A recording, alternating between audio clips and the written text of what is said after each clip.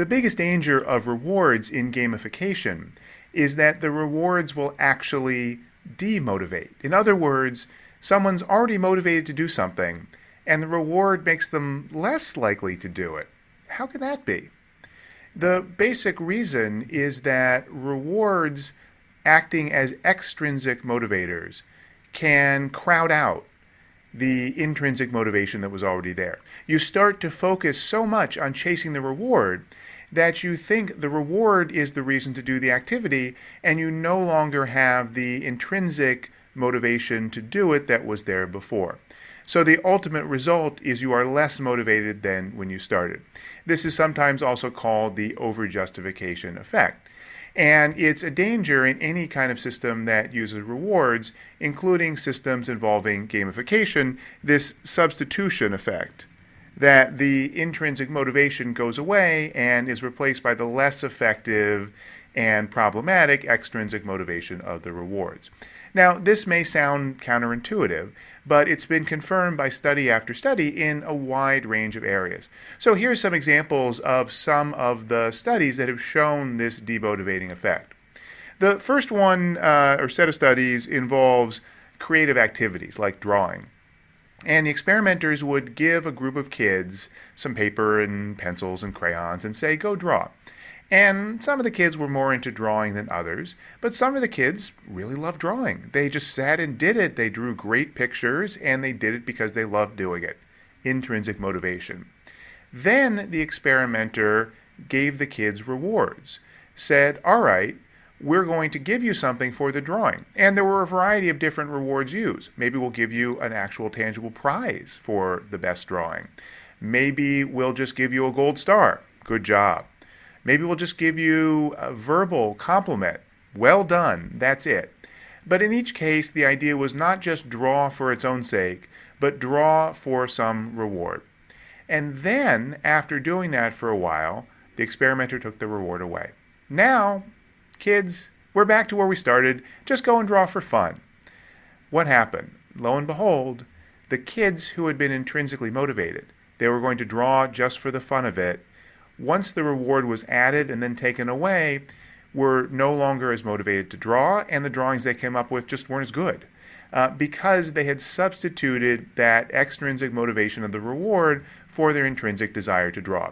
So this has been replicated across many different kinds of creative or artistic kinds of pursuits, and you can think about this in examples of gamification that involve something creative. This is probably more likely to be in an internal or enterprise case of gamification than some of the more external marketing ones, but it's a real concern in those areas where the goal is to motivate people to innovate and be creative in a business context, and the reward, the gamified system, may actually push away from that.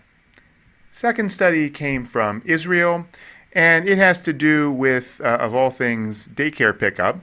And in this case, the researchers looked at a daycare center where parents had to pick up their kids at a certain time after work. And some of the parents were late, and the daycare center didn't like that. It wasn't fair to them. They had to stick around more. And they thought, well, how do we motivate the parents to come on time? And they thought, all right, we'll use a punishment. Again, punishment is just the flip side of a reward, should work the same way in the opposite direction. We'll charge parents, I don't remember what the number was, but let's say $10 anytime they are more than 5 minutes late picking up their kids. And they thought this would incentivize the parents to come on time. What happened? Parents came even later. Why? Well, we can think about it if we look at what's going on in those parents' minds subconsciously. Before, what was getting them to pick up their kids on time?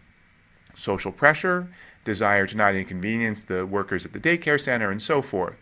Now, all of a sudden, this is an economic exchange. It's worth $10 to pick up my kids late. If the thing I've got going on at work or whatever else is happening seems like it's worth more to me than $10, I'll just pay the $10. And all of those intrinsic motivations, caring about the people at the daycare center, caring about their kids getting picked up on time, caring about other parents and so forth, go out the window. It gets replaced by the extrinsic reward. And the effect in that case is people come even later. Similarly, studies of blood donation have found that when encouraging people to donate blood primarily based on civic duty and helping other people and dealing with disasters and so forth is replaced by primarily paying people to give blood, people are less likely to give blood. It crowds out that intrinsic motivation. Final set of studies, and these are somewhat controversial, suggest that teacher merit pay, paying teachers based on the results of the kids in their classes, don't actually produce better results. For the same reason, they tend to crowd out the intrinsic reasons for teaching well and turn it into purely a calculus about how to get the desired results for the reward. So all of these kinds of studies suggest that there's a danger in rewards that will actually make people less motivated to do the task and thus produce worse results than intended. A couple other aspects to these findings that are worth highlighting. The first is these studies are generally limited to what are called interesting tasks, i.e. tasks that require some creativity that people have some reason to want to do. No task is inherently interesting, and no task is inherently boring. So I might not really want to stamp out things on an assembly line all day long, but someone else might find that challenging to get it right every single time. That being said, there are certainly tasks that are more interesting, generally speaking, for most people than others. Tasks that require some creativity, that require some thought or problem solving or some ability. Those tend to be tasks that most people think of as interesting.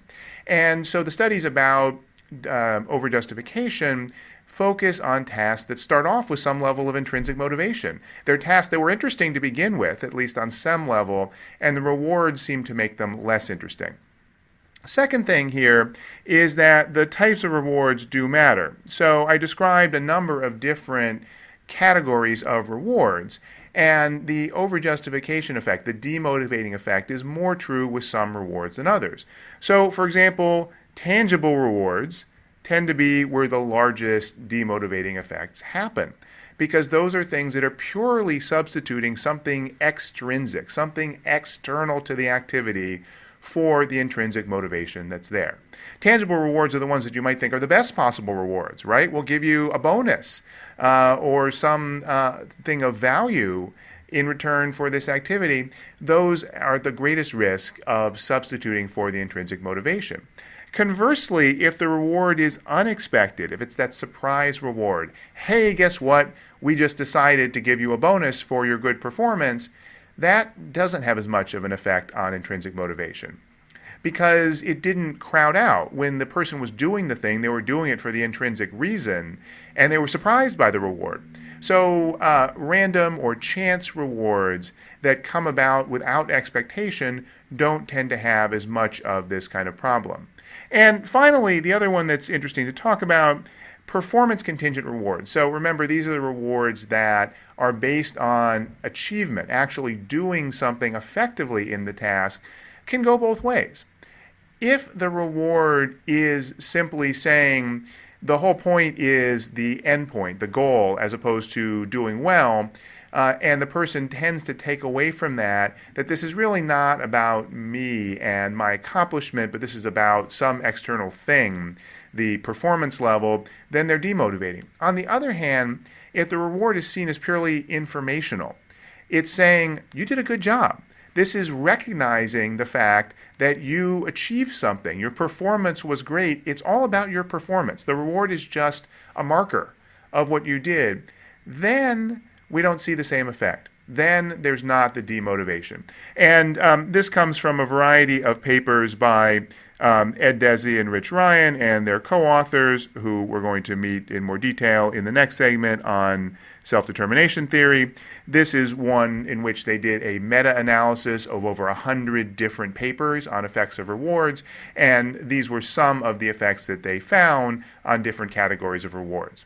So to dig into more of why this happens and to cut it back to gamification, we need to focus on the underlying theory that explains why certain kinds of intrinsic motivators work and explains what kinds of things actually lead to intrinsic motivation.